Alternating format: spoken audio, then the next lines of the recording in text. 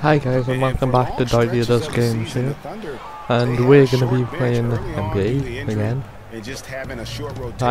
Yeah, I don't really know how to defend well.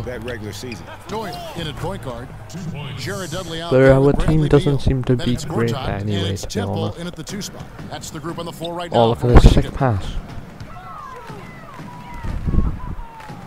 Dudley with a screen for Beal. Come on, off the pick. get it in. And he gets it to go. Beal's got 17. If it wasn't for my pass, Greg, you're talking about, they did have no one would have ever got that. And more, and Clark, as the season wore on, their bench players are playing a lot. Come on, yeah, actually they ended up in the top teammate. 10 and bench What are you doing? The trades they made at the deadline helped bring You need depth to. to the team, and they took You really need to get those. Oh, look at these crossovers from out there. No good. Ah. So the Thunder will take it the other way. They come into this having outplayed Phoenix the last game. And we've talked about how in the Hey, look at NBA his defense all up in his face. And that really wasn't the case Fortunately, in that didn't game get it. for them. No, there But was we no defended hard him way well, about it. so I mean, that's a they good got their thing. points easily on dunks and layups against the defense. Come on, really didn't defense. offer much of a What the fight. hell are you Boy, doing? They are passing the ball very crisply right now. They really are, and their last 3 buckets have Oh. come by way of an Running assist. up. Oh. Oh, the dunk. Nice. Okay, so we finished that game and... Okay, cutscene. I think he's the team owner. Yeah, he is. What a life, eh, freak? 1 minute you're playing 21 and horse on the courts in Harlem, and the next moment you're in the showroom, configuring the gunmetal and graphite exterior of your luxury car and your iPad Mini. Yeah. Oh, I bet you get a crazy crowd when you drive that car around the block in the old neighborhood, huh? Yeah, my Lamborghini, like. Mad pandemonium, but folks from back around the way are real proud of me. Yeah, I hear you. Local kid makes good. You know, it kind of reminds me of when I took my tech stock public and I rang the New York Stock Exchange bell, and my mom's friends called her up and said, "Maggie, is that your son on Bloomberg News this morning ringing the bell?" And my mom says, "Yes, sirree, Bob, it was him." Great That was a story. great moment, freak. And you know, our lives are like a pearl necklace of great moments, all strung together with the finest silk thread of memories. And we have to be very careful how we cultivate those pearls and we thread that necklace. Does this meeting by any chance have to do with Vic Van Lee? Probably, yeah. I grew up in the burbs, freak. I wasn't poor, upper middle class, comfortable. My daddy worked as an accountant for one of the largest insurance firms in the country. Smart with his money. Mom didn't have to work. I went to boarding school. And my dad died of a heart attack when I was a freshman at MIT. I'm sorry for your loss, I mate. was a movie geek. Wanted to be a civil engineer, but I made my fortune by becoming a hybrid of both those interests. My dad didn't want me to be an accountant. Oh, listen to this.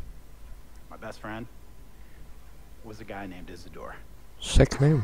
Yeah, we called him Izzy. He was one of the smartest human beings I have ever met in my life. I mean, Izzy was taking second-year college calculus courses as a high school sophomore, Oh. right? Straight A student, full ride to MIT. Izzy had the world at his fingertips. Stays. Sick. But he was always looking for trouble, and trouble found him. He ran with the wrong crowd. Oh, no. And when we got to MIT, he got this great job working for a financial consulting firm in Boston. Yeah. But every weekend he would fly to Vegas. You see, Izzy had a system for counting cards in Vegas that had the big casinos on the strip. Oh, stymied! He would come back to MIT with suitcases filled with $200,000 in cold cash. Damn. Yeah, So your man Izzy was getting hit off like that? like a fat rat in a cheddar cheese factory, freak. Damn. Okay, so what happened to this dude Izzy? Because he's dope. No, not dope. Well, Dead. that was dark.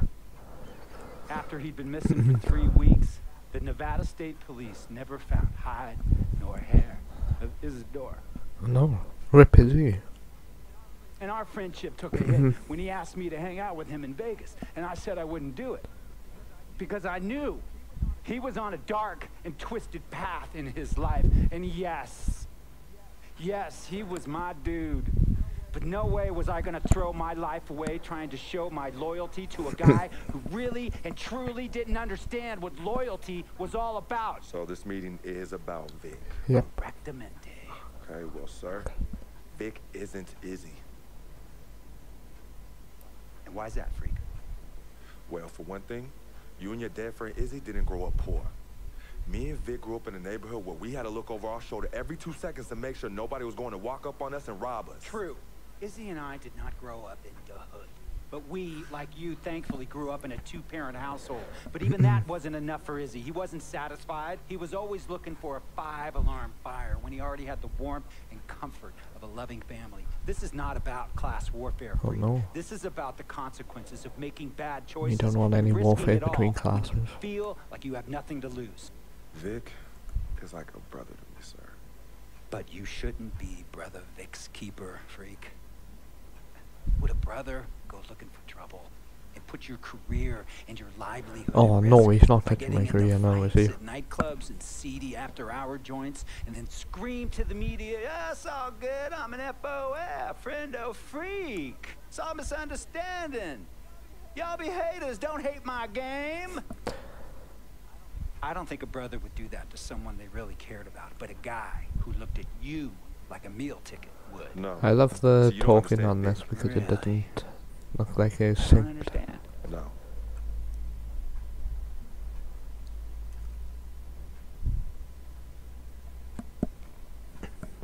What's he gonna show us? Look, man, it was a misunderstanding with the guy in the next VIP booth. His honey started flirting with me. Naturally, I started flirting back.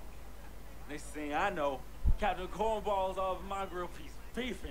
Next thing he know, he got a 2-piece and a biscuit on his Vic, you're left drunk, eye. go home. Hey, I don't know who hit him. And it damn sure wasn't me.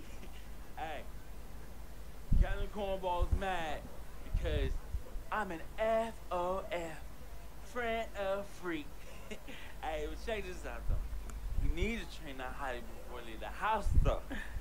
Yo, he's hotties ain't loyal, man. That face What's is there to beautiful. Are you freaking blind? No, I'm not. You know, I just want to know, how much did you pay your lawyers to make all this go away? Almost 100,000. Excuse me, son, I'm sorry, I couldn't hear you. I said I paid almost $100,000. Mm-hmm. Exactly. Damn. And if you keep riding shotgun with Vic, you're gonna go broke. Quick, fast, and in a hurry. Vic is my friend, and I grew up with him. How many times I gotta tell you, sir? Freak, this is not a request. I am not asking you to do this. I am telling you to do this. And the first order of Oh, no, business telling is that me? Mr. Vic Van Leer is banned from traveling with you on the road. Vic is banned from the locker room. And Vic is banned from this arena. And Oh, if mate. I catch this guy, Vic, in or anywhere near the facilities, Mr. Vic Van Leer will be arrested for trespassing. Mate, Brother, I'm you're lucky I done We all know that. it. You are now. No. Me and Vic were kids. Playing summer tournaments at the Dome. We always imagined making it to the pros. And after the crowds left, just a street light was on the court. Like 11:30, 12 midnight, even 1 in the morning sometimes. My dad's. We used to practice player introductions, running on the court, giving dab, high-fiving the teammates. Vic, he would act as an announcer. You know, he would introduce me and announce my name on the loudspeaker, and the Jumbotron would flash my image like a little guy dressed in long shorts and a jersey. And now, fresh off his 3-game, 62-point scoring streak, the youngest player to ever do so in NBA history, Frequency Vibrations.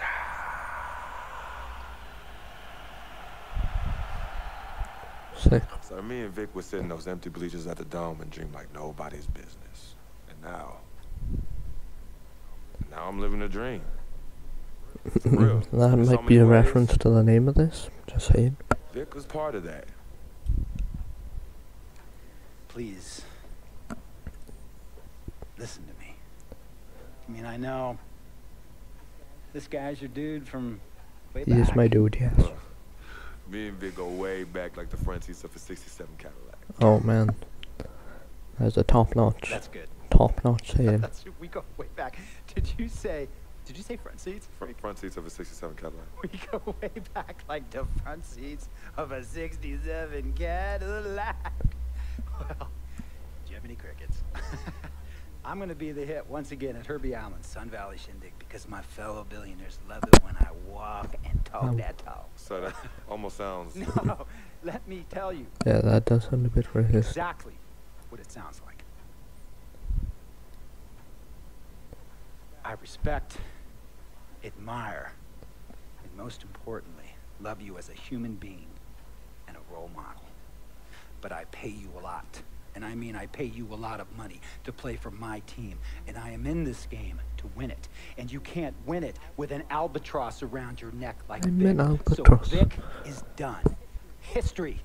Capiche? And here's some more lingo that I picked up from a former megastar who used to play for me several seasons ago. Thought I would never release him until I did. And now he's the sixth man on a struggling team in Venice. And yeah, I'm talking Venice with the canals and the gondolas and Harry's bar, not the street ballers next to the fortune tellers on the beach in Cali. This guy used to tell me when he thought there was a player destroying our team, don't be a hero, cut that zero. And that is what I am telling you about Vic. Oh no. Freak, don't be a hero, cut that zero. The only thing Vic brings into your life is headache. You're giving me a headache though, mate. Unnecessary, negative attention. And it will begin to affect your mindset. And when it affects your mindset, it's going to affect your play. And when it affects your play, it's going to affect my team. And when it affects my team, it's going to affect my money. And if it affects my money, Google Translate will become your new freaking friend. I want a championship ring, freak, and I want you to help me get that ring. And unlikely with this team though. after banners hanging from the rafters in this arena. So, that face is just beautiful. Hear me clearly and hear me good. V G G Vic gotta go. You are the worst cheerleader I've ever seen, mate.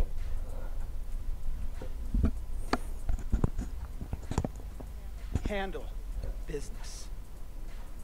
And remember, that contract you signed contains a morality clause, a very important clause that revolves around your conduct on and off the court, and how it can negatively impact my team. Sorry, mate. Now, I don't want you to have to learn Italian or Croatian as a second language. And hey, playing pro ball overseas, there's nothing wrong with that. But the arenas are nothing like this. True. I've been to Barcelona's basketball stadium. And on top of outside it, pretty small. Didn't go in it, but you know. The greatest freaking country in the world. No, Wales is, sorry. Ask yourself, is Vic worth all that? Yes. Think about it. Think long, think wrong. Okay then. Thank you guys so much for watching. See you in the next video. Bye. Tell you about Vic.